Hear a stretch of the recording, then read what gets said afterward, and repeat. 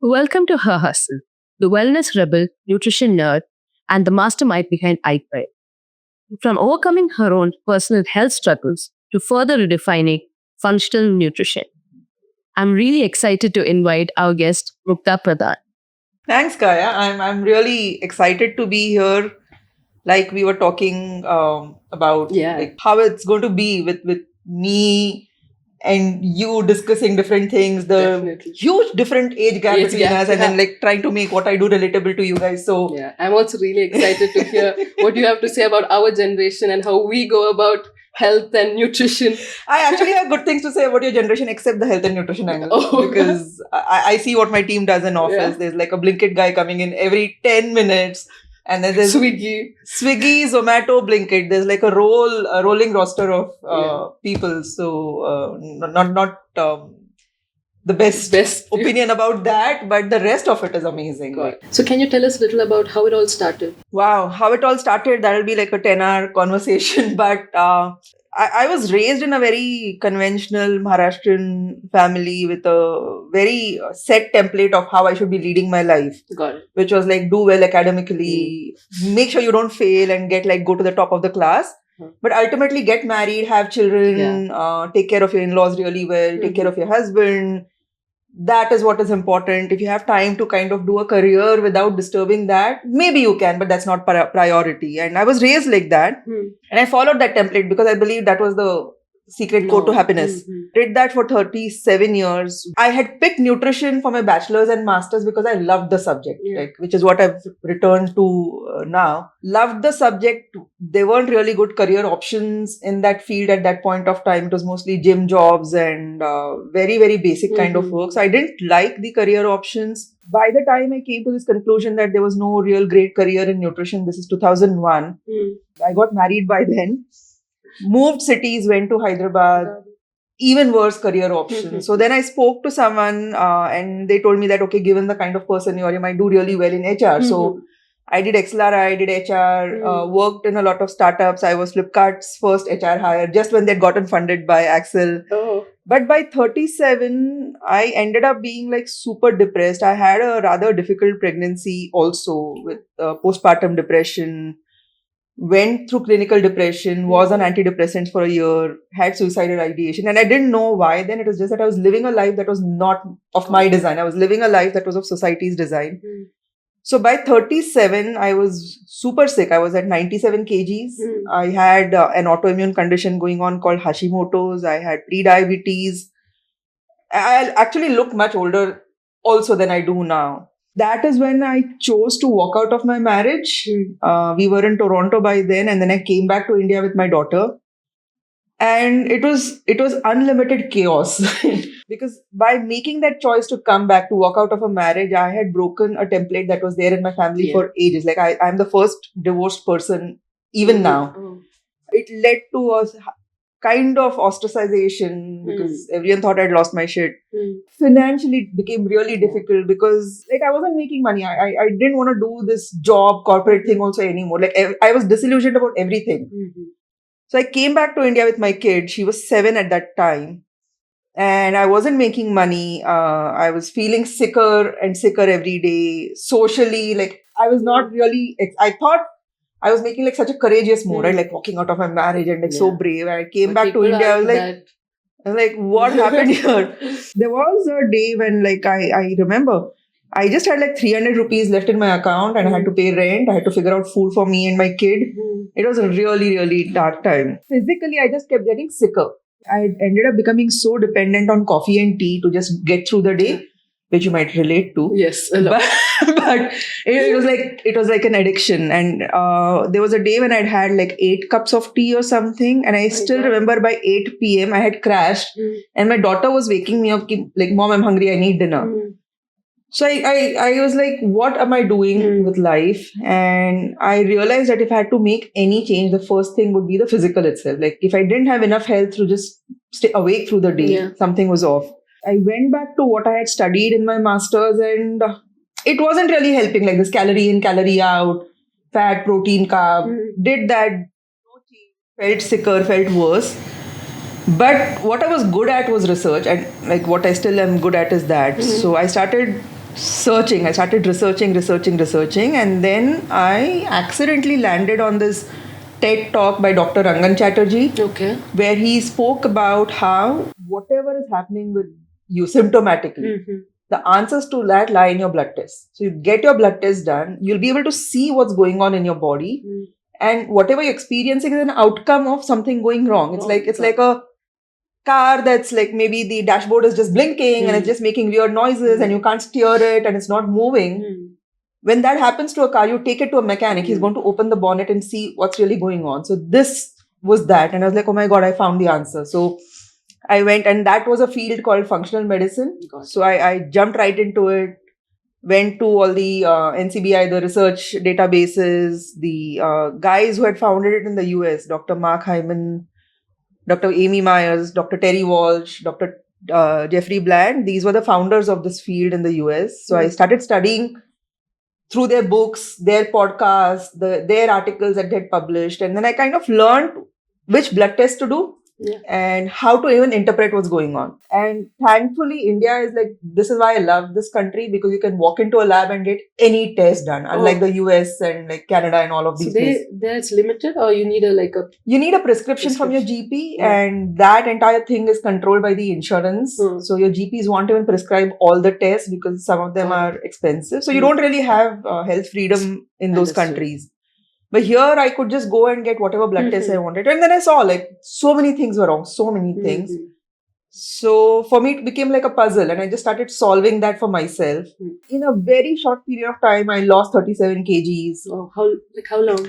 I think it was like 5-6 months, and the weight just started disappearing. Wow. I mean, it's come back in the last 1.5 years because of like a lot of chaos that happened as an entrepreneur. But that's my body's signaling mechanism that like things are not okay. So that time, like I lost 37 kgs, my hair suddenly grew out, and skin improved, and I was looking like amazing and everything. So I was like, wow, this works. I didn't have Instagram then because 46.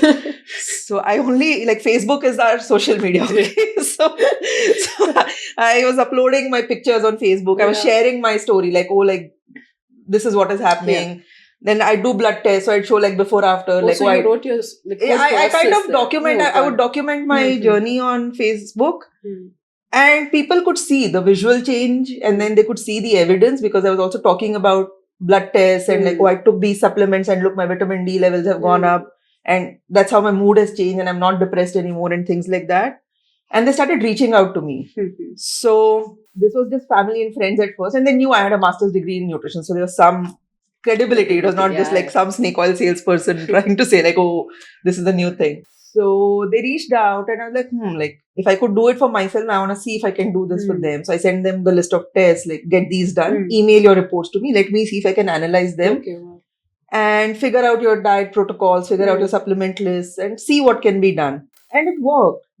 And then it continued to work. So my work suddenly started growing through this entire referral thing. Word of mouth. Basically. Word of mouth, entirely through word of mouth. And for 2 years, so 2017, July or August, right until 2019, I was mostly working as a solopreneur. I had a friend who, when the load became too much, and she was in the US, so a college friend, and then she started helping out with helping with the analysis, because so many blood tests and so much data entry and all of that, but mostly alone servicing and taking care of clients. That was a phase when like my ex-husband kind of filed for divorce and like custody, and then my daughter, like he just took her in because he kind of showed that I'm incapable financially and mentally and everything.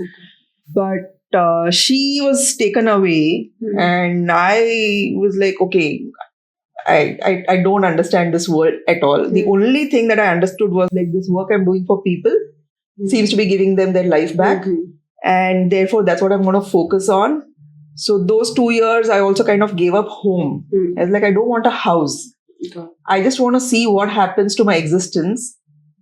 If I don't have a house, if I just live with the bare minimum, will I be taken care of? And I did 2 years of being a nomad.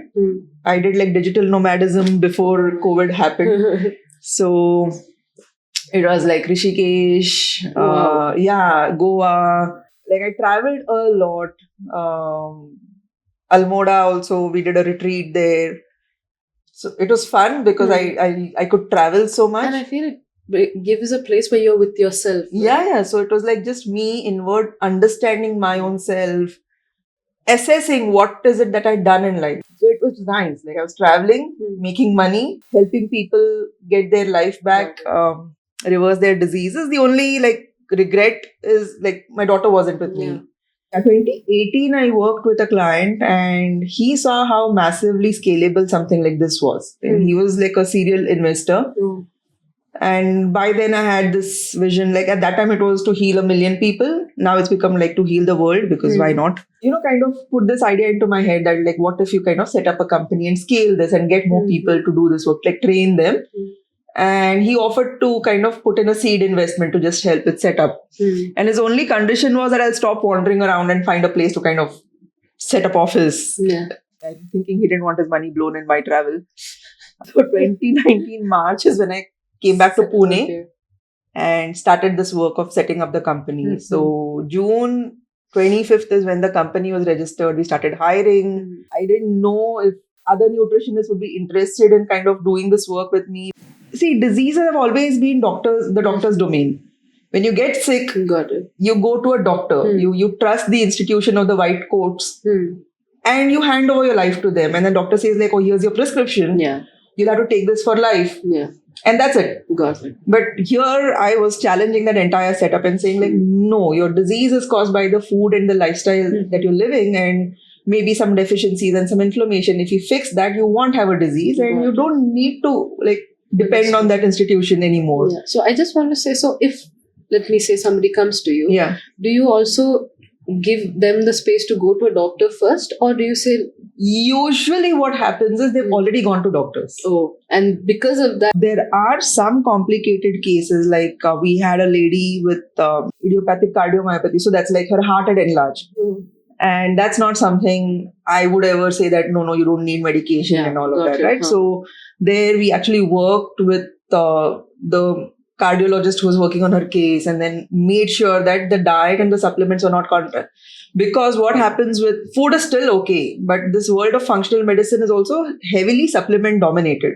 In the US, it's really big time. In India, also a lot of practitioners now are like using supplements for everything. I don't dismiss allopathy at all. Like 2 weeks ago, I had a really bad throat infection and I would have died if I had not, like the pain was so bad. I needed antibiotics then. So acute things definitely need allopathic intervention. There's nothing as great as the results that come in there quickly.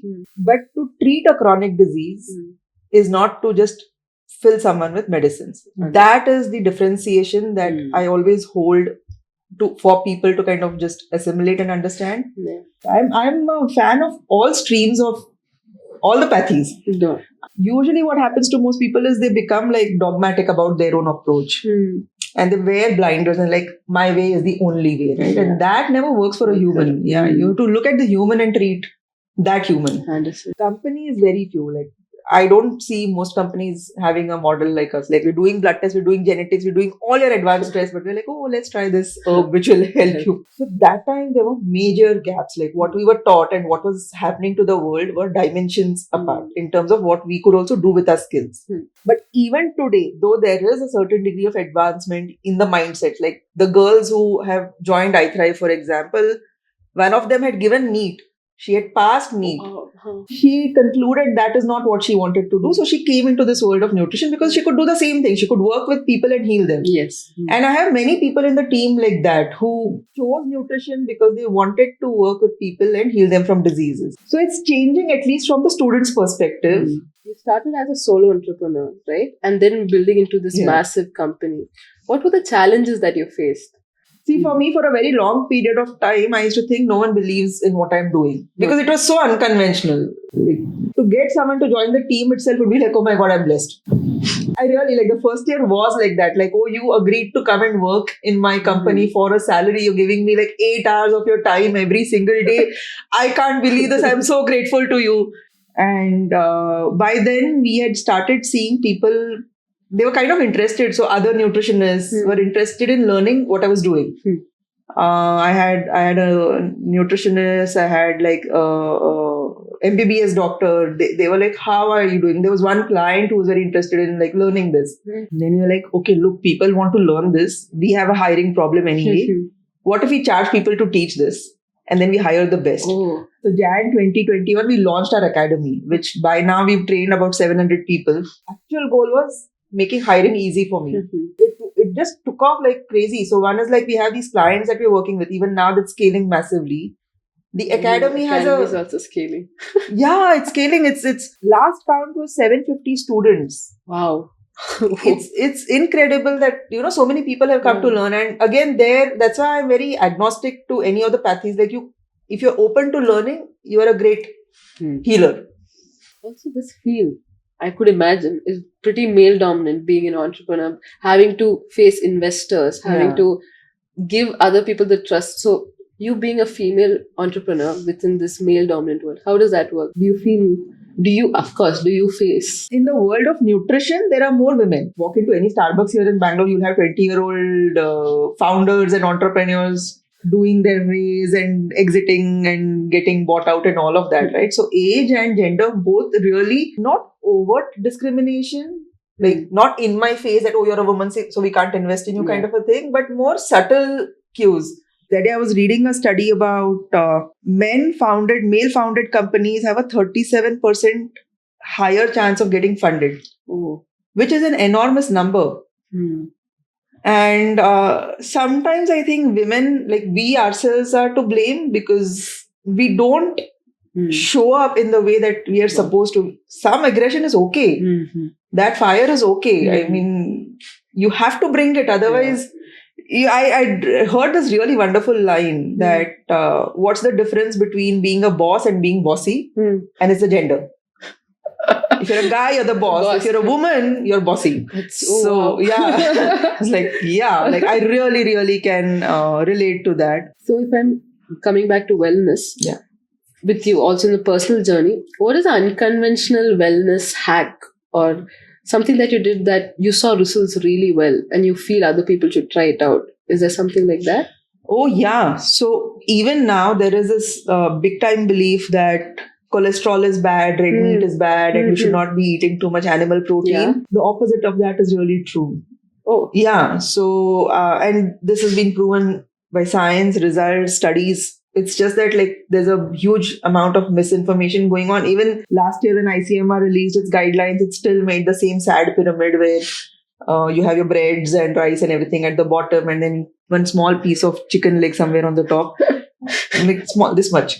But so what is the opposite? Yeah, the opposite of that is lead a protein first diet. So make sure all 3 of your meals have at least, so if you're like a 60 kg person, then you make sure that at least 30%, every meal gives you at least 30% of your protein requirement, which if you're not working out intensely, will be about 60 grams per kg of body weight. Okay. So you want at least 20 to 25 grams of protein per meal coming in if you're doing 3 meals. And first focus on the protein, make sure your protein needs are completed. Then you can fill it either with your carbs or fats. If you're doing keto, then you obviously more fat. I'm not a big fan of keto because it's not sustainable for most people, but protein first. But is it healthy though, a keto diet? Do you think it's... If done well and if maintained well, it does create significant change in the body. Even in our generation, I feel a lot of people are exposed to these. If you scroll Insta, and Insta does feed you. If you like one, then it's going to feed you everything, right? So then you see these, sudden weight loss journeys. I was 80 kg, then I was this, and then look at, or DM me this, I'll send you the list. What is your comment on that? Do you think it's gone beyond, okay, it's healthy to toxic, or? Results are possible. You could actually reverse a disease in 3 months. We've seen that with so many of our diabetic patients. But what happens on Instagram is people are looking for for a hook. And that's where a lot of these instant promises come in. And my recommendation to anyone who's following anyone on Instagram is look for the evidence. Are they really... Okay, they maybe posted a story that this much weight loss happened. Because even I lost 37 kgs really quick. Maybe that loss has happened, but ask for the how it happened.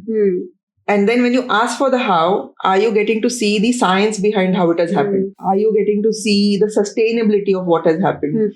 So it impacts your adrenals, it depletes your hormones. Your cortisol is always high because of something like this initially, and then that will cause a drop in your testosterone, estrogen, progesterone.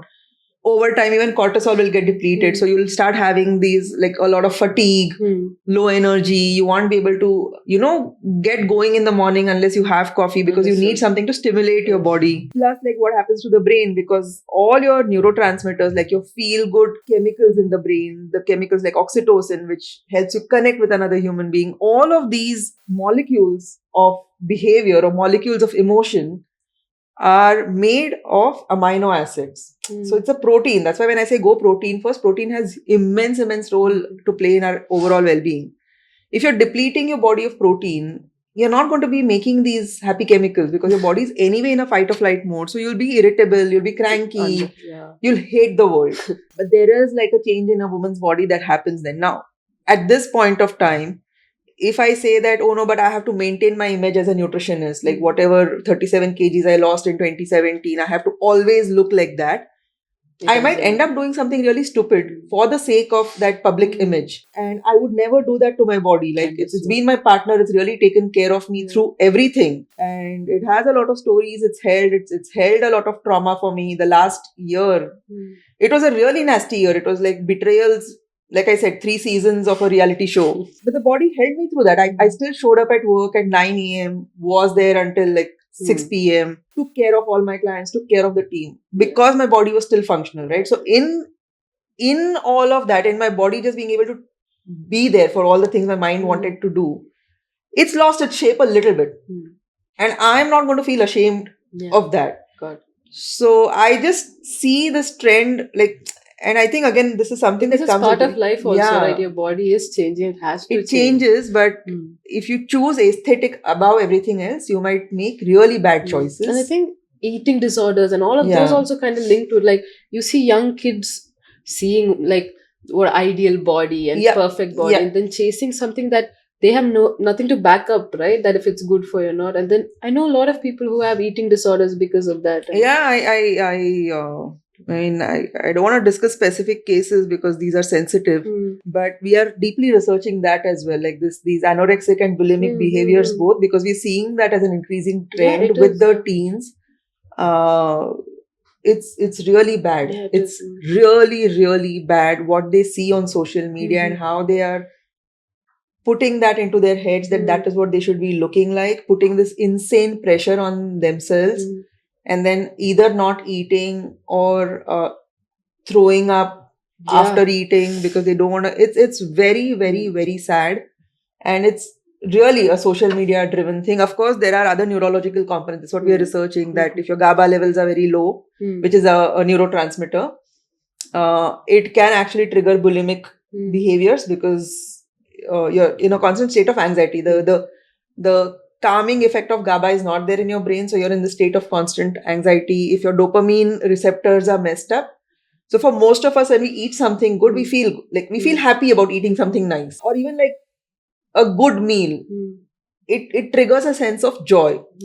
For a lot of brains, because of either genetics or because of maybe some environmental toxins or something, the dopamine receptors become blunted, and when they eat, instead of getting a feeling of joy or like that's a pleasure, so the dopamine reward, it reverses and it becomes a sensation of pain. So it's not pain like, oh, you got hit with something, but your brain is not registering pleasure, your brain is registering pain.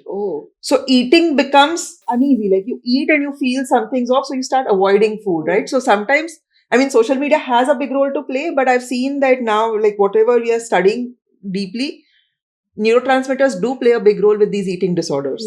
Why would neurotransmitters function improperly? Again, then it comes to the food you're eating and the nutrients you're getting. Like B6 is a very vital B vitamin for all your neurotransmitters to work well. If you're not getting that from your diet, there's going to be chaos there. And you are definitely what you eat also. You really, not just what you eat and absorb. Because you could eat a lot of things, but if your gut is not functioning well, you're not absorbing that. So also, what is one myth that you constantly hear and feel it should be like not practiced?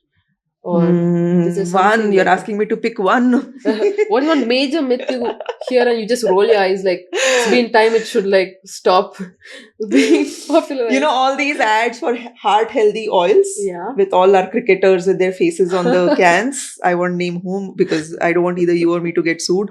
But seed oils like sunflower Mhm. oil, all of these seed oils are not really heart healthy. Oh. They trigger an inflammatory cascade in the body. They are very rich in omega 6 fatty acids. So, Mhm. all seed oils are high in omega 6 fatty acids. And evolutionarily, there is a role for these seed oils. I mean, the seeds itself, like walnuts and all that, there is a role for them in human nutrition. But post industrialization, we are consuming far, far greater amounts of omega 6 rich oils than we need to. Mhm. But the industry advertises them. Yeah. You see those ads Yeah. and you think these are like you'll have like a pumping heart in the ad, and then you'll have like some mom very happily frying puris in some ad and the kid like Happily doing eating. cartwheels around it. These are not good. A good balanced fat ratio would be some amount of saturated fat like your ghee. Mm. Ghee is really, even Ayurveda promotes ghee. Mm. But again, with caution, you can't be drowning Mm. all your food in ghee. Mm. So some ghee, maybe a serving of Mm. olive oil per day, like a teaspoon of olive oil or 3 olives, and whatever fat comes from your food. So avocados, Got if you're it. into fancy food, Yeah. but you don't need to eat avocados to become healthy, guys. Like, not promoting avocados. That's just at a all. fancy. Yeah, it's just fancy, but it does have good fat. So I'm not Mm. going to take that away from ours. And then, like, if you're eating meat, so chicken, mutton, eggs, Mhm. there is fat within those. That's okay. Yeah. So seed oils is a myth. I would really, really like. We've been yelling about it from the rooftop for the last 6 years, but like, I'll yell more now. So if you had to make a survival guide for like my generation, today's generation, for the chaotic lifestyle they You guys have. are very smart at surviving. I don't need to make a survival guide for you. But do we survive well? Like, do you see us not like Okay, give me like burned out? what things you want a survival guide around then. No, like let's say sleep cycle, Sleep, eat okay. cycle, you know, just how you maintain your body. I think you would have observed by now, right? How we aren't like the best in that. Yeah. But like, what would be your like main 3 rules that you need to follow? 3. Okay. So tip number 1 is as soon as you wake up, please avoid looking at the phone. Mm. Go into the balcony or a window from wherever and open, like, don't look at the sun through glass. Huh. Look at the sun directly. Got it. So Mm. just let sunlight hit your eyes. Mm. You also have your pineal gland between your eyebrows that actually produces melatonin in the night. Mm. But that cycle is set by how much sunlight you're exposed to in the morning. Mm. We are diurnal beings. We're supposed to sleep in the night Mm. and wake up in the morning. As much as you'd be surprised by hearing me say this, you're supposed to sleep in the night. People say, "Oh, I'm a night Night owl." owl. I'm like, "No, you're a human. You're not an owl. Owls are owls. You are. You're a human, and humans sleep in the night and stay awake in the day." Okay, so that is supposed to happen. By the way, like that's standard operating principles of the human body. But to make that happen, maybe sunlight exposure. So 1. Second is, I already said that protein first. That's like the best thing you can do for your body, because Right. what happens is when you eat protein, it gives you a lot of satiety, which is like a sense of being full. Okay. So, for example, if you eat like a double or 3 egg omelette, depending on Mhm. how much protein you eat that omelette versus eating like small, maybe a donut in the morning or a sandwich. If you eat a sandwich, just like bread with some jam and butter, you're going to be hungry in an hour and a half. Okay. I can guarantee you Mhm. that. But you eat like a double egg or a 3 egg omelette, you're Mhm. not going to be hungry for 2.5 hours, 3 hours, because it's going to fill. It takes time for protein to digest. Yeah. So just making your meals protein forward will give you better satiety and a lesser tendency to snack. Understood. Because- Why are you snacking? Because you're feeling this Feeling need to the eat hunger, yeah. something. So tip number 2 is like protein Protein. first. So the third tip I think might help with sleep and work-life balance Mm. both, and also it works in appetite regulation, which Mm. is once the sun is down, Mm. avoid exposure to artificial light. Oh, okay. Okay, which is like your entire generation. I'm telling you that you can't live the life you're living. Now, there's a reason Yeah. why I'm recommending that. So, traditionally, ancestrally, we lived in nature, Mm. and sun was a major source of light. Mm. And post sunset, fire. Whenever these guys Mm. figured out that 2 sticks make fire, they figured out fire. So fire was the other source of light in the nights, which kind of helped in keeping predators away and like just safeguarding the tribe. So these two sources of light are great. Now we can't light fires in Indian houses. I do not want to be held responsible for arson. Yeah. But what one can do is, instead of these white lights, no, these kind of LED tube light kind of lights that we have, we switch it to incandescent bulbs, the old bulbs. Okay. So that's more yellow light. Got it. And that light is better for your brain, for your melatonin production, for your overall body. So like make it yellow lights in the house. You'll actually start yawning at 9 p.m. Oh, You will. understand. Second is, if you are working on your laptop or if you're working on your phone in the evening, then put a blue light blocker on it. So automatically, the feedback, the biofeedback that's going to my body is it's nighttime, Got and it. you kind of Helps sleep. you shut. Yeah. Like, got it. So 2 tips around light, 1 tip around food. But if you follow these 3, I'm telling you, a lot of your systemic resets will happen. Oh, that's really interesting. Yeah, and actually. eat within an hour of waking up. That's 4th Oh. tip. So if you skip breakfast, Not a good thing at all. It creates leptin resistance. It results in cravings later in the day. So eat within 60 minutes of waking up. Even if you're not hungry initially, get yourself to start eating within an hour of waking up, and then over time your body will actually just readjust. understand. So, like how you said, you're a key observer of your work life, which is meaning the people in your work life, which is the Gen Z. But what do you think about it? Does it give you an advantage in the company you're running, or do you see a little disadvantage too? Oh, I love them. I really think iThrive is built the way it is because of this team. In fact, like I think we have this Avinash and I, the CEO and now the co-founder also. We really, when we see a resume, that's like someone's born in 1970s, and like look at the bias. I am a 1978 person. He's 1970 what? 75? No, he's 73. Okay. And we see people with those burdens like no, too old. Like so he and I are literally the oldest people in the organization, because we did hire in 2022, we'd hired like someone in their late 30s, early 40s. And we realized that, the ability to think creatively or the ability to question the system, like what I love about you guys is, which is something I was mentioning earlier as well, right? Like you're not obedient by nature. You are not, okay? And that is not a flaw. It's a great thing, because what that makes you do is it makes you ask questions like, why am I doing this? How is this making sense? And therefore, you won't just do it because someone asked you to do it. You're not going to be a drone. You're not going to be a slave. You're going to push someone like me to think. You're going to make me push my boundaries. You're going to make me step up. So I really love the fact that the team at iThrive has all these young minds, and you guys are very learning oriented. It's never enough for you to just know this much, right? Like then you'll want to know about this, and maybe social media plays a good, like it's good. Like that's the advantage, that you get exposed to so many new dimensions. And it's easy access also if you need to learn. Yeah. Also. You have so many platforms to go learn courses.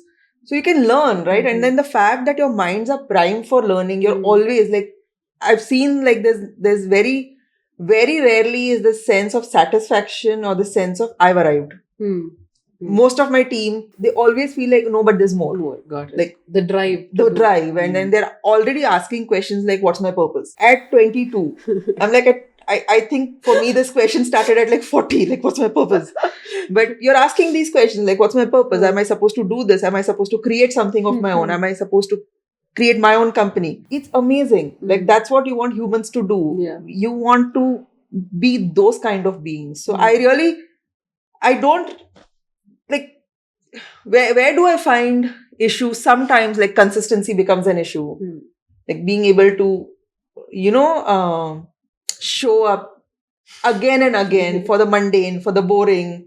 Because sometimes some things are boring and mundane. Like, breathing is very mundane, but you won't stop doing it because it's needed. It's needed, right? Like that, even in your job, even in your everyday work, some things are, you have to do them. Some things are high creativity. So with Gen Z, what I see is there's a lot of, like, you seek the creative more, and the mundane and the boring is mundane and boring.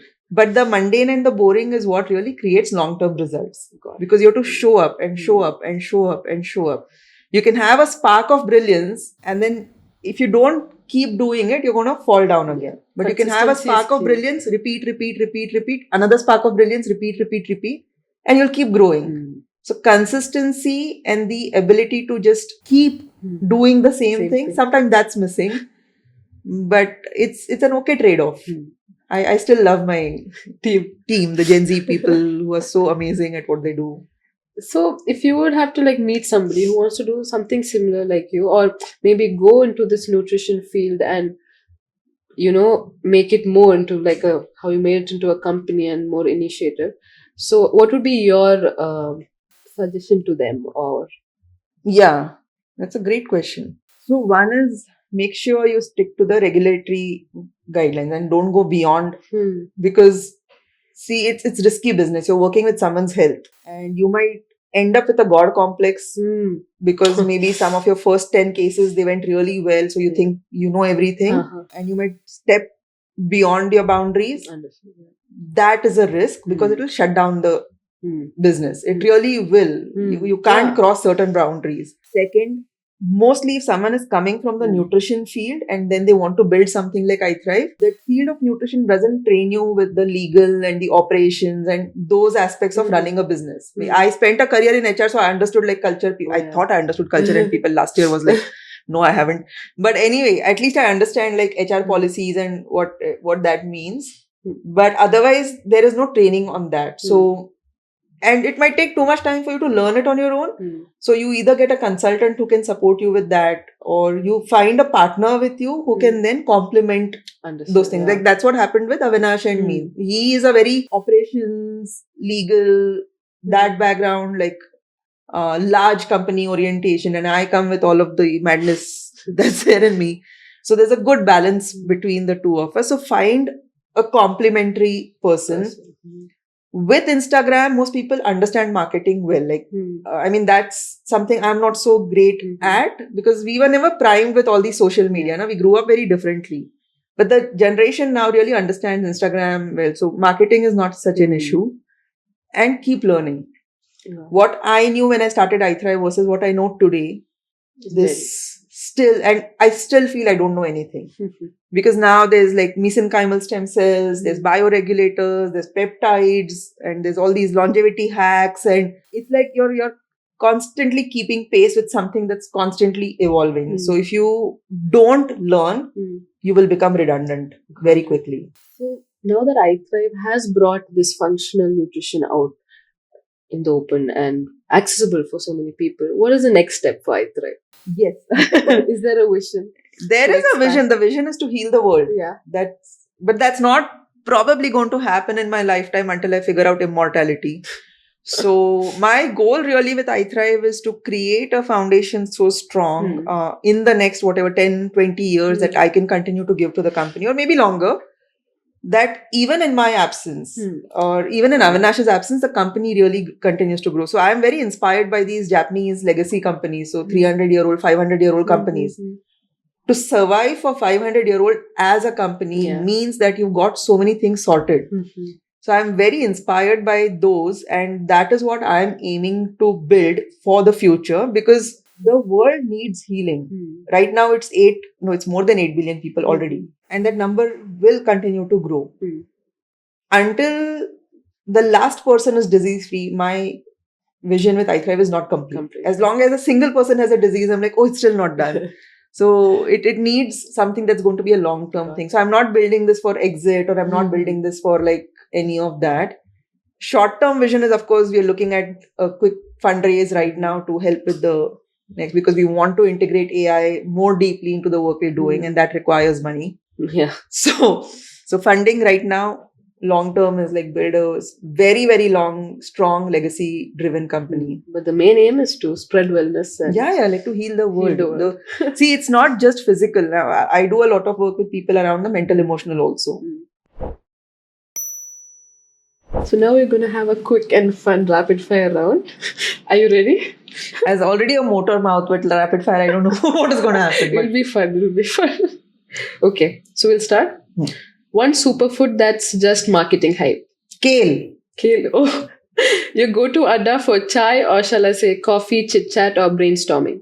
So I don't drink chai, coffee regularly, but in Pune, there's a place called Russell Nest. That's where we go. Okay. Most overrated wellness trend right now. Wearables. What is that? All those rings and those things that you wear on your body to get data and more data. Like you're just tracking your sleep, your heartbeat, and everything. Oh, like yeah. that. Oh. Yeah. If you could rework nutrition education, what's the first subject you'd add? One, is it? I get only one. You can go more than one. Yeah, like how to analyze blood tests, how to create food protocols at Heal, how to learn about supplements. Three things. Three things I would want to add. Okay. What's the one health food that's actually unhealthy? I would say kale again, but Kale's unhealthy? kale's not good at all. Oh. Yeah. Morning yoga or evening gym? What's your vibe? Both, but in the morning. But in the So morning. yoga and gym. I love gymming, I love yoga, but both in the morning. Okay. One diet myth that needs to disappear forever. Low fat is good for you. What's worse? Skipping meals or bad sleep? Bad sleep. Bad sleep. Bad sleep is the worst. You can go without a meal, but bad sleep is the worst. What is the worst and best piece of nutrition advice you've ever heard? Best was to incorporate animal protein, to bring back animal foods, because that's what like the human body needs. Worst was to go vegan. We'll get a lot of vegan haters. One food you love but would never admit to a client? Bread. I love bread so much. I love sourdough bread. I love pav. I like all kinds of bread. But I've told clients that I would never recommend it though, but I just love it so much. The most overrated clean eating rule. Overrated clean eating rule. I don't think anything's overrated about clean eating. Because clean eating is key. Okay. Yeah. The biggest red flag in so-called nutrition expert. And they can't prove or show the data or the evidence of how they did something. Okay. Also, if they are constantly focused on scaring you about something, that's a big red flag. Scaring, right? Like, don't eat this food, this is bad for you, kind of fear mongering. So if fear is the only hook they're using to get people to respond, that's a big red flag. What's one ingredient that secretly ruins every healthy meal? I would say seed oils again, because you could be using like really good protein and really clean carb, but if you're using seed oils for cooking, it's going to destroy the overall composition of the food. Would you rather never eat out again or give up coffee forever? Give up coffee forever. Yeah. Okay, this is going to be a controversial question. Which city has the better food culture, Pune or Bangalore? Why? Why are you asking me this question? From what you've observed and from how people are... Well, I've not been in Bangalore for long. I just came back after 5 years. But I had breakfast here today. I would say it was really incredible. I think Bangalore food is insane. Okay. Instagram aesthetic or post whatever you feel like? Post whatever you feel like. Okay. And one Gen Z, I think there's more than one for you. Gen Z slang word you secretly don't understand. You'll have to say those words to me and then you have to see my face, because I have figured out what's that sus, riz, giving. These three I have figured out. What else do you guys have? What else do you guys know? No cap. It's lying. Like, are you lying? Like, no lies. Then what? Then there are like terms like skibbity. Have you heard that? That's even lower than my generation. What? Skibbity. Like you jump with... I don't know what the meaning of...